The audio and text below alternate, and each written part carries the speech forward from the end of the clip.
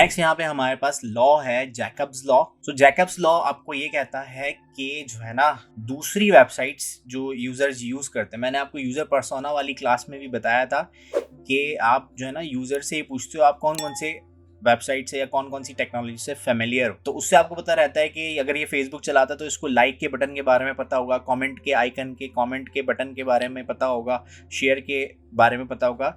तो वहाँ पर अगर कोई वेबसाइट नई कोई चीज़ ला रही है तो उसको समझाने में टाइम लगता है, लेकिन अगर आप बाद में आए हो तो आप जो है अपनी उस वेबसाइट ने क्योंकि लोगों को समझा दी है, अब आप उससे फ़ायदा उठा सकते हो। तो जैकब्स लॉ ये कहता है कि यूज़र जो है ना जो दूसरी वेबसाइट्स यूज़ करता हुआ आ रहा है, आप उसको एकदम से चेंज नहीं करो, अपनी वेबसाइट को भी उन्हीं वेबसाइट के फेमिलियर बनाओ ताकि उसको ना उसको समझने में, यूज़ करने में जो है वो मुश्किलात पैदा ना हो और वो जो है आपकी वेबसाइट से भी फेमिलियर हो।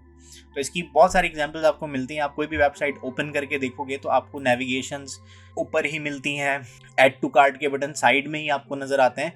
तो ये एक्चुअल में एक वेबसाइट का जो एक ई कॉमर्स वेबसाइट होती है, यहाँ पर ये पार्कव्हील की एग्जांपल मैंने दी हुई है यहाँ पर कि आप बाय नाउ कर सकते हो, ऐड टू कार्ट के बटन्स इसी तरह से आपको नज़र आते हैं वेबसाइट्स में।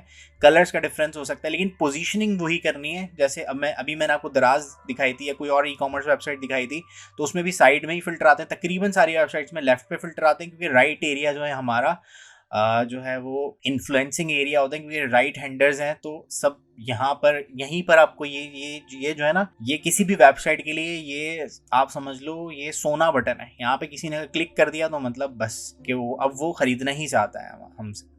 तो ये वाली फैमिलियर वेबसाइट है। लेकिन अगर मैं आपको कोई ऐसी वेबसाइट दिखा दूँ ये भी चीज़ें बेच रही है, इसने भी प्राइसेस बताए हुए, लेकिन ये इन्होंने इतनी कॉम्प्लेक्स कर दी है कि यूज़र ने ऐसा किसी वेबसाइट पे नहीं देखा होगा और उसको यहाँ पे खरीदने में प्रॉब्लम होगी। ये वाली वेबसाइट खैर बहुत सारे रूल्स को डिसरेस्पेक्ट कर रही है, आपके यूएक्स के रूल्स को, बट ऐसी है वेबसाइट तो आप क्या कर सकते हैं। थोड़ी यूनिकनेस के चक्कर में शायद किसी ने बनाई है। सो खैर ये इस तरह की चीज़ें आप यूज़ करो अगर आपको एक अच्छा कन्वर्जन चाहिए अपनी वेबसाइट से थ्रू, तो इस तरह से बनाए। इतना ज़्यादा कॉम्प्लेक्स अगर आप करते हो तो आप अपनी वेबसाइट की यूजेबिलिटी को ख़राब कर रहे हो। सो जैकब्स लॉ क्या कहता है कि आपका जो भी यूज़र है वो फेमिलियर जिन वेबसाइट से पहले से है, आपको अपनी वेबसाइट को भी उसी स्ट्रक्चर पे या उसी यूएक्स के लॉस पे बेस करते हुए और यूआई के लॉस पे बेस करते हुए आपको वो चीज़ ड्राइव करनी है, वो चीज़ बनानी है।